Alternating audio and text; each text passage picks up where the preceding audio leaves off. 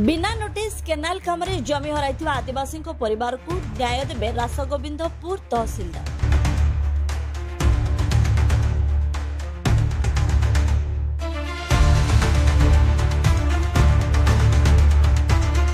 गरीब आदिवासी अध्युषित जिला भाव में मयूरभंज जिला परिगणित होता बेले सबुबले शोषण शिकार होती एठार आदिवासी माने आउ बड़ा बड़िया माने ऊपर को ऊपर बढ़िबारे लागंती। तेबे एमिति एक घटना देखा मिली मयूरभंज जिला रासगोविंदपुर तहसील अंतर्गत पाटगड़िया गाँव।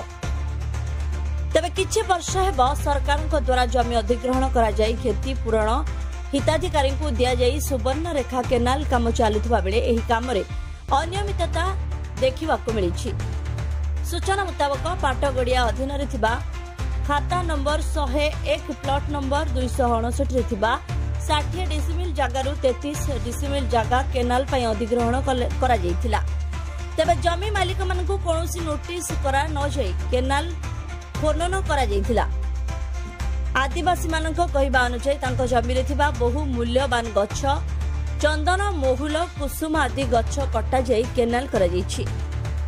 ए बाबद स्थानीय आरआई को भेटी पचारिबारु कोनोसी संतोषमूलक तथ्य न मिलिबारु रासगोविंदपुर तहसील द्वारस्थ होते। तेरे रासगोविंदपुर तहसीलदार उपेन्द्र कुमार दास को लिखित अभियोग जगह मालिक माने प्रदान करथिले। तेबे तहसीलदार गणमाध्यम आगे प्रतिक्रिया रे कहिथिले कि यथा संभव आईन अनुसार सहयोग करिवे बोली। तेबे ही 19 जनक भागरे संपत्तिर गरीब आदिवासी को किपरि न्याय मिलुछि। धन्यवाद।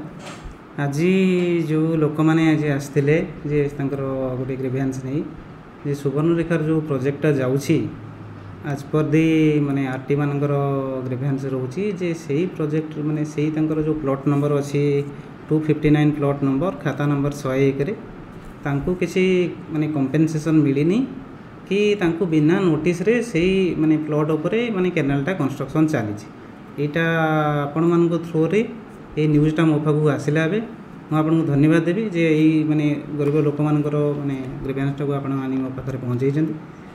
एथिरे मु तदंत करी जे जो सुवर्ण रेखार प्रोजेक्टर जो मैंने अच्छा कनसर्न ऑफिशियल माने तांको ए रिगार्डिंग लैंड शेड्यूल रिगार्डिंग गोटे रिपोर्ट मागिबी जे एक्चुअली एथिरे माने एक्चुअली रियलिटीटा कौन आज पर दी ग्रीवेन्स जो माने आरटी माने दउचंती तांकर किछि से माने माने माने डिप्राइव्ड हेचंती कि कौन हेची से लैंड रिगार्डिंग कहीं से कंपेनसेशन मिलानी।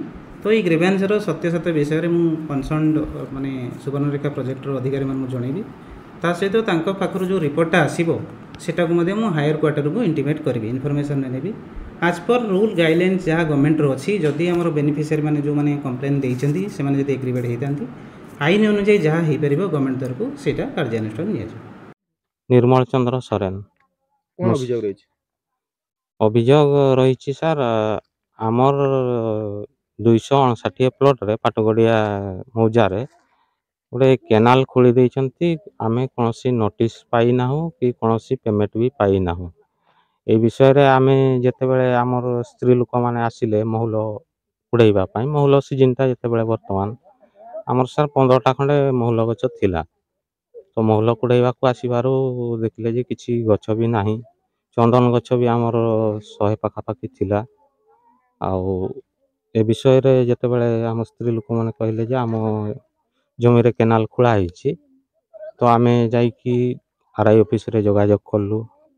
आरआई ऑफिस रे कहले जे बाबू आमे विषय रे आपन को किछि कहि पारिबोनी तहसील ऑफिस रे जोगाजोग करंतु। तहसील ऑफिस रे जाई कि जोगाजोग करिवारो सिए कहले ए विषय रे आम पाखरे भी कोनोसी कागजपत्र नाही आपण जलसेचन विभाग को जानतु बारिपदार ऑफिस अछि मरगाबाड़ी गोले रे सेठी आपण जोगाजोग करिवे। सेठी जाई कि आमे गलारो से नोटिस तो मिली नाही हमको कि पेमेंट भी कौन सी मिली नाही बोली से देखि कि हमको कहले सर से पटारे अछि 9 एकर समथिंग केते जगह अछि किंतु हमर जो प्लॉटटा जाईछि सेथिरे 60 डिसमिल जगह अछि सेतकी जाईछि सर।